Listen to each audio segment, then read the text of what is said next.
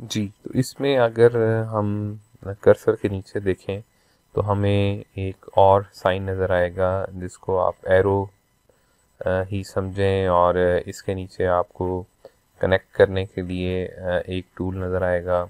उसके बाद डिस्कनेक्ट करने के लिए टूल नज़र आएगा, और नीचे आपको कुछ बॉक्सेस नज़र आएंगे जिनको आप ड्रॉ कर सकते हैं कुछ लिखने के लिए, या उसके अंदर जिसको आप टेक्स्ट बॉक्स भी बोलते हैं। टेक्स्ट बॉक्स का फ़ायदा ये होता है कि आप किसी भी चीज़ को उठा के जो भी उसके अंदर लिखा हुआ है उसको आप इस्तेमाल कर सकते हैं और आगे पीछे भी कहीं रख सकते हैं। तो इसमें अगर आप देखें तो आपको टेक्स्ट बॉक्स के ज़रिए आपको फ़ॉन्ट को आगे पीछे उठा के रखने में बड़ी आसानी होगी, और आप कहीं भी इसको मूव कर सकते हैं। इसके बाद आपको एक फ़ीचर नज़र आएगा बॉक्स वाला। इस बॉक्स के ज़रिए आप कोई भी चीज़, कोई पिक्चर या बाहर से कोई भी और चीज़ जो है वो इन पेज के अंदर अगर लाना चाहें तो वो ला सकते हैं। मतलब डबल क्लिक करें और जो पेज आप चाहें उस पर क्लिक करें तो वो आइकन आपका या पिक्चर या तस्वीर जो आप चाहें वो आप यहाँ पे ला सकते हैं। ये जो एरो टूल है ये इन्हीं चीज़ों को आगे पीछे रखने के लिए इस्तेमाल होता है। इसके बाद आपको नीचे कुछ और ऑप्शन नज़र आएंगे, जैसे कि ये एक ऑप्शन मैंने आपको बताया पिक्चर वाला ऑप्शन है। उसके बाद ये अगर आप गोलाई में कोई पिक्चर चाह रहे हैं तो आप इसको डबल क्लिक करेंगे, इसको लाएंगे तो देखेंगे गोलाई में पिक्चर आ रही है। तो आप मुख्तलिफ शेप्स में इसमें कोई भी पिक्चर ऐड कर सकते हैं, गोल शेप में भी और इस तरह स्क्वायर शेप में भी। इसके अलावा आप इसको एरो को क्लिक करके इसको बड़ा छोटा भी कर सकते हैं, इस पिक्चर को जो आपके पास मौजूद है उसकी शेप भी आप चेंज कर सकते हैं। इसके बाद अगर आप देखें क्योंकि आपको ये पिक्चर ज़रा लो रेजोल्यूशन में मौजूद है, अगर आप इसमें कोई अच्छी पिक्चर लगाएंगे तो वो इस तरह पिक्सल्स में नहीं ख़राब होगी। बहरहाल आगे आपको कुछ और फीचर्स नज़र आएंगे। स्केयर अगर आप ड्रॉ करना चाहते हैं तो आप स्केयर ड्रॉ कर सकते हैं। मिसाल के तौर पे मैं चाहता हूँ कि इसके ऊपर इस तरह का बॉक्स आए, तो ये बॉक्स ड्रॉ हो गया है। इसको अगर आप ऊपर देखें रिबन में तो कुछ मज़ीद कमांड्स भी इसको ड्रॉ करने के बाद खुल गई हैं। जैसा कि आप देख सकते हैं कि अगर आप इसको आउटलाइन को चेंज करना चाहते हैं, डॉटेड चाहते हैं, तो आप डॉटेड वाली भी इस पे इस्तेमाल कर सकते हैं। और उसका आपको अगर साइज़ थिकनेस चेंज करनी है तो वो भी आप चेंज कर सकते हैं। मिसाल के तौर पे 1 पॉइंट है, मैं इसको 4 कर देता हूँ और इंटर कर देता हूँ तो देखें वो आउटलाइन उसकी थिक हो गई है, मोटी हो गई है। इसके अलावा आप कलर चेंज कर सकते हैं। कलर चेंज करने के साथ ही आप देखेंगे कि उसका अंदर वाला कलर चेंज हो गया है। और अगर आप चाहते हैं कि इसका सिर्फ आउटलाइन का कलर चेंज हो तो आप आउटलाइन का कलर भी इसका चेंज कर सकते हैं।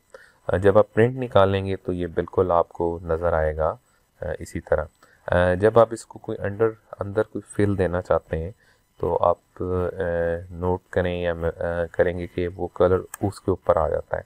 तो अगर आप ये चाहते हैं कि आपने कोई फिल देना है तो फिर आप आम बॉक्स के बजाय इस्तेमाल कर सकते हैं ये वाला टेक्स्ट बॉक्स, जिसके अंदर आप कोई कलर अगर देंगे तो वो लिखाई के ऊपर नहीं आएगा बल्कि वो लिखाई के नीचे रहेगा। जैसा कि आप देख सकते हैं बॉर्डर का कलर इसका चेंज हुआ है, नज़र नहीं आ रहा। अगर मैं इसको प्रोमिनेंट कर दूंगा तो यकीनन ये आपको नज़र आएगा।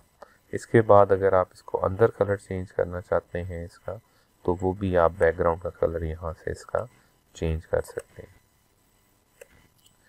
इसका आउटलाइन का कलर भी बिल्कुल आपको नज़र आएगा जिस तरह ये रेड आ रहा है। अगर आप इसको थोड़ा सा इसका जो टेक्स्ट बॉक्स है उसको आप मज़ीद मोटा कर लें और ये देखें। अब इसके बाद अगर आप इसको मज़ीद थोड़ा चेंज करना चाहें तो आप इसको 2 कर लें और इसके बाद आप इसमें कुछ भी लिख सकते हैं। तो ये शेप भी बना सकते हैं आप, और अगर आप चाहते हैं वो लिखाई इसके ऊपर आए तो फिर आप जो है टेक्स्ट बॉक्स का इस्तेमाल कर सकते हैं जो कि हमने यहाँ से या यहाँ से ड्रॉ किया था, जैसे कि ये ड्रॉ किया और इसके अंदर कुछ लिख लिया। अच्छा, इसके बाद अगर आप आएँ तो इसमें आप देख सकते हैं कि हम मज़ीद कुछ लाइंस ड्रॉ कर सकते हैं। एक और शेप है वो भी ड्रॉ कर सकते हैं, एक सर्कल है वो भी ड्रॉ कर सकते हैं। तो ये बेसिकली कुछ शेप टूल्स हैं यहाँ पे। ये पिक्चर ड्रॉ करने के लिए है, ये कुछ टेक्स्ट बॉक्सेस बनाने के लिए है, ये लिंक करने के लिए, और ये जो है सादा लिखाई करने के लिए पेज पे आपको नज़र आएगी। एक चीज़ जो इम्पोर्टेंट है वो ये है कि जब आप एरो टूल क्लिक करेंगे तो आपको ये जो शेप्स जो आपने बनाई हैं वो नज़र आया करेंगी, पर जब आप कर्सर को क्लिक करेंगे तो आपको वो शेप्स जो हैं वो नज़र नहीं आएंगी। पर जब आप प्रिंट निकालेंगे तो वो यकीनन आपके प्रिंट में आपको वो नज़र आएंगी। तो जब भी आप प्रिंट निकालने लगें तो आप कोशिश करें कि आप उसको चेक ज़रूर कर लें इस प्रीव्यू में, या ये एरो को क्लिक करके आप ज़रूर चेक कर लें। इसके बाद अगर आप देखें तो आपको एक चीज़ और जो नज़र आएगी वो बड़ी इम्पोर्टेंट है फाइल मेन्यू के साथ, एडिट मेन्यू। एडिट मेन्यू में आप किसी भी चीज़ को कट कर सकते हैं, कॉपी कर सकते हैं, पेस्ट कर सकते हैं। पर उससे पहले मैं चाहता हूं कि मैं आपको बताऊं कि अगर हम उर्दू और इंग्लिश एट अ टाइम लिखना चाहते हैं तो उसका क्या तरीका होता है। तो जहां आपका कर्सर हो, जब आप कुछ लिख रहे हों, मसलन मेहनत में अज़मत है, तो अगर आप चाहते हैं कि मैं इसको इंग्लिश में आगे कुछ लिखूँ कोई लफ्ज़, तो आप कंट्रोल दबा के स्पेस दबाएंगे तो यहाँ पे आप नोट करें कि आपको इंग्लिश नज़र आएगा। अब इंग्लिश लिखा हो, जब मैं दोबारा कंट्रोल स्पेस दबाऊंगा तो उर्दू लिखा हुआ नज़र आएगा। तो कंट्रोल स्पेस जब मैं दबाऊंगा और इंग्लिश लिखा हुआ नज़र आएगा, तो मैं जब कुछ लिखूंगा तो अब वो इंग्लिश में लिखेगा। जैसा कि अब मैं जो लिख रहा हूँ वो रोमन उर्दू में लिखा जा रहा है, और आप डायरेक्ट इंग्लिश में भी कुछ लिख सकते हैं, मसलन I want to work hard. अच्छा, इसको आप अगर चाहते हैं कि अगली लाइन में नज़र आए तो जहाँ भी आप कुछ लिख रहे हैं उसको आप क्लिक कर देंगे, इंटर कर देंगे तो वो नीचे चला जाएगा। इसके बाद आप इसका भी उसी तरह एडिटिंग कर सकते हैं। इसको आप कलर चेंज कर सकते हैं, इसका आप उसी तरह फॉन्ट चेंज कर सकते हैं। आप उसी तरह इसको कोई भी बोल्ड और इटैलिक और कोई भी फॉर्मेट दे सकते हैं। जैसा कि मैं इसका फॉन्ट चेंज अगर करना चाहता हूँ तो उर्दू के लिए नीचे वाला आप यूज़ करेंगे, और इंग्लिश में फॉन्ट चेंज करना हो तो आप इसका फीचर इस्तेमाल करेंगे। इसके बाद एडिट में ही मैं आपको बता रहा था कुछ और ऑप्शंस मौजूद हैं, जैसा कि कट कॉपी है। आपको कोई और सॉफ्टवेयर इस्तेमाल करना आता है तो उसी तरह आप इसको भी इस्तेमाल करेंगे। मसलन इसको मैं काटना चाहता हूँ, कट करना चाहता हूँ, तो मैं एडिट में कट क्लिक करूँगा और जहाँ मैं उसको पेस्ट करना चाहता हूँ वहाँ कर्सर ले जाऊँगा, और जहाँ कर्सर जाएगा और एडिट पेस्ट कह देंगे वहाँ पे वो उसको पेस्ट कर देगा। एडिट में ही कुछ और कमांड्स हैं, जैसे हमने प्रेफरेंसेस में कीबोर्ड वगैरह चेंज किया है। इसी तरह आप डॉक्यूमेंट और एप्लीकेशन के अंदर और टाइपोग्राफिक के अंदर जाकर कोई और तब्दीलियाँ कर सकते हैं। मसलन एप्लीकेशन के अंदर जाके आप जो बेसिक फॉर्मेट है आपका, मार्जिन्स और बाकी चीज़ें, वो चेंज कर सकते हैं। इसमें आप कोई मार्जिन किसी साइड से बढ़ा सकते हैं। मसलन अगर राइट से बाइंडिंग होनी है तो आप मार्जिन्स में जाके इसको कोई भी जो है चीज़ें उसकी आप चेंज कर सकते हैं, कलर्स भी और बाकी चीज़ें भी आप इसकी चेंज कर सकते हैं एप्लीकेशन की। अच्छा, एप्लीकेशन में पेज वगैरह चेंज नहीं होगा, बल्कि जो आपका ओवरऑल आप जिसमें काम कर रहे हैं, जिस सॉफ्टवेयर एप्लीकेशन में, उसका चेंज होगा। अगर आप पेपर का कलर चेंज करना चाहते हैं तो फिर आपको वो फॉर्मेट में डॉक्यूमेंट के अंदर जाके करना होगा। व्यू में आपको काफ़ी सारी चीज़ें हैं जिनका ताल्लुक देखने से होता है।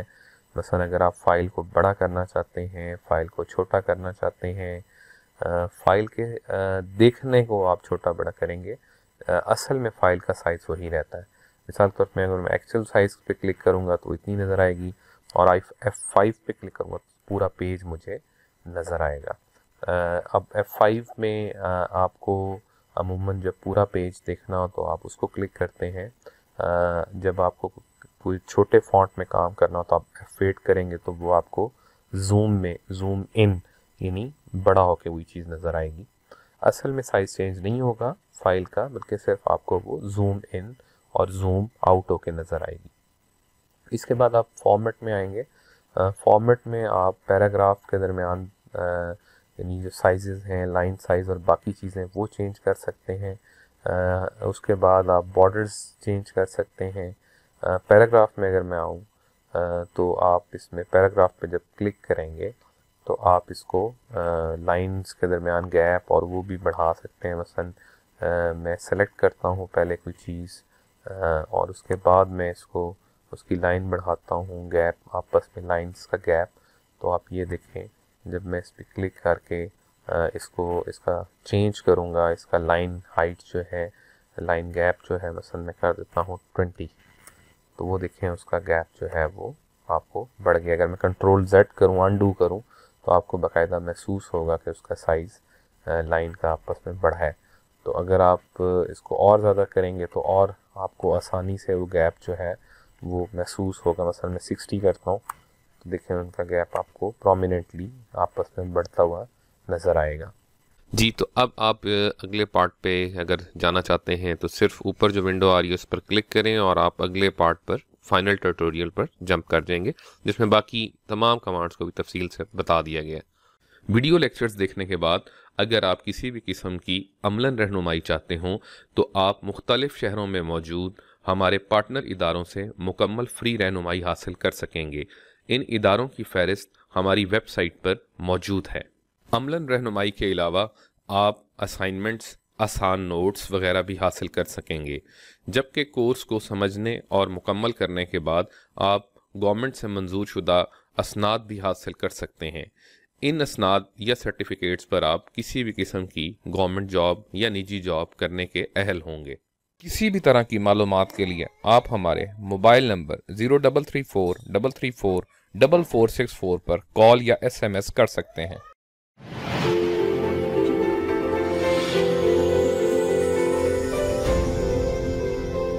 ilmeasy.com